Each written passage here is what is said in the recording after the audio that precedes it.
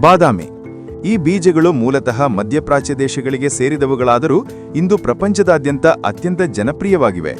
ಇವುಗಳನ್ನು ಹೆಚ್ಚಾಗಿ ಅವುಗಳ ಗರಿಗರಿಯಾದ ವಿನ್ಯಾಸ ಮತ್ತು ಸೌಮ್ಯವಾದ ರುಚಿಗಾಗಿ ಇಷ್ಟಪಡಲಾಗುತ್ತದೆ. ಬಾದಾಮಿಯನ್ನು ಹಸಿಯಾಗಿಯೇ ತಿನ್ನಬಹುದು ಅಥವಾ ನೆನೆಸಿಟ್ಟು ಸಿಪ್ಪೆ ಸುಲಿದು ಸೇವಿಸುವುದು ಭಾರತೀಯ ಮನೆಗಳಲ್ಲಿ ಕಂಡುಬರುವ ಸಾಮಾನ್ಯ ಪದ್ಧತಿ.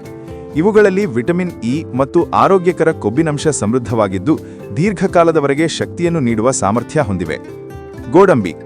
ಮೃದುವಾದ ಮತ್ತು ಬೆಣ್ಣೆಯಂತಹ ವಿನ್ಯಾಸವನ್ನು ಹೊಂದಿರುವ ಈ ಬೀಜಗಳು ಉಷ್ಣವಲಯದ ಹವಾಮಾನದಲ್ಲಿ ಬೆಳೆಯುವ ಮರಗಳಿಂದ ಸಿಗುತ್ತವೆ. ಗೋಡಂಬಿಯ ವಿಶೇಷತೆಯೆಂದರೆ ಇದು ಇತರ ಬೀಜಗಳಿಗಿಂತ ಸ್ವಲ್ಪ ಸಿಹಿಯಾದ ರುಚಿಯನ್ನು ಹೊಂದಿರುತ್ತದೆ. ಆದ್ದರಿಂದ ಇದನ್ನು ಸಿಹಿತಿಂಡಿಗಳು ಮತ್ತು ಅಡುಗೆಯ ಗ್ರೇವಿಗಳಲ್ಲಿ ಹೆಚ್ಚಾಗಿ ಬಳಸಲಾಗುತ್ತದೆ. ಇವು ಕೇವಲ ರುಚಿಗೆ ಮಾತ್ರವಲ್ಲದೆ ದೇಹಕ್ಕೆ ಅಗತ್ಯವಾದ ಮ್ಯಾಗ್ನೀಸಿಯಂ ಮತ್ತು ತಾಮ್ರದಂತಹ ಖನಿಜಗಳನ್ನು ಒದಗಿಸುವಲ್ಲಿ ಪ್ರಮುಖ ಪಾತ್ರ ವಹಿಸುತ್ತವೆ. ಆಕ್ರೋಟ್. ಮಿದುಳಿನ ಆಕಾರವನ್ನು ಹೋಲುವ ಈ ಬೀಜಗಳು ತನ್ನ ವಿಶಿಷ್ಟವಾದ ಕಹಿ ಮತ್ತು ಒಗರಾದ ರುಚಿಯಿಂದ ಗುರುತಿಸಲ್ಪಡುತ್ತವೆ.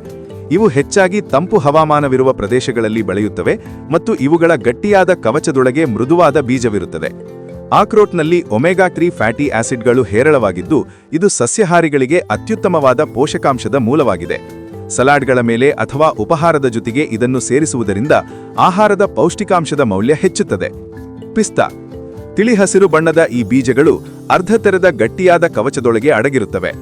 ಪಿಸ್ತಾಗಳು ತನ್ನ ಆಕರ್ಷಕ ಬಣ್ಣದಿಂದಾಗಿ ಐಸ್ ಕ್ರೀಮ್ ಮತ್ತು ಬೇಕರಿ ಉತ್ಪನ್ನಗಳಲ್ಲಿ ಅಲಂಕಾರಿಕವಾಗಿ ಬಳಕೆಯಾಗುತ್ತವೆ.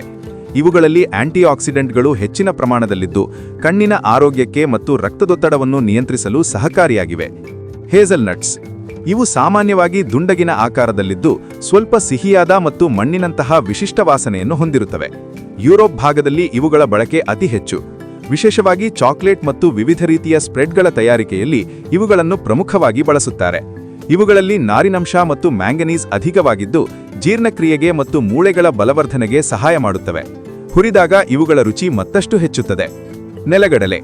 ಇವುಗಳನ್ನು ತಾಂತ್ರಿಕವಾಗಿ ಬೇಳೆಕಾಳುಗಳ ಗುಂಪಿಗೆ ಸೇರಿಸಬಹುದಾದರೂ ಪೌಷ್ಟಿಕಾಂಶದ ದೃಷ್ಟಿಯಿಂದ ಇವುಗಳನ್ನು ಬೀಜಗಳಂತೆಯೇ ಪರಿಗಣಿಸಲಾಗುತ್ತದೆ. ಮಣ್ಣಿನ ಅಡಿಯಲ್ಲಿ ಬೆಳೆಯುವ ಇವು ಅಗ್ಗದ ಬೆಲೆಯಲ್ಲಿ ಸಿಗುವ ಅತ್ಯುತ್ತಮ ಪ್ರೋಟೀನ್ ಮೂಲಗಳಾಗಿವೆ. ಭಾರತದಲ್ಲಿ ಇವುಗಳನ್ನು ಹಸಿಯಾಗಿ, ಬೇಯಿಸಿ ಅಥವಾ ಹುರಿದು ತಿನ್ನುವ ಪದ್ಧತಿಯಿದೆ ಮತ್ತು ಇವುಗಳಿಂದ ತಯಾರಿಸುವ ಎಣ್ಣೆಯು ಅಡುಗೆಯಲ್ಲಿ ವ್ಯಾಪಕವಾಗಿ ಬಳಕೆಯಾಗುತ್ತದೆ. ಇವು ತಕ್ಷಣದ ಶಕ್ತಿಯನ್ನು ನೀಡುವಲ್ಲಿ ತುಂಬಾ ಪರಿಣಾಮಕಾರಿ.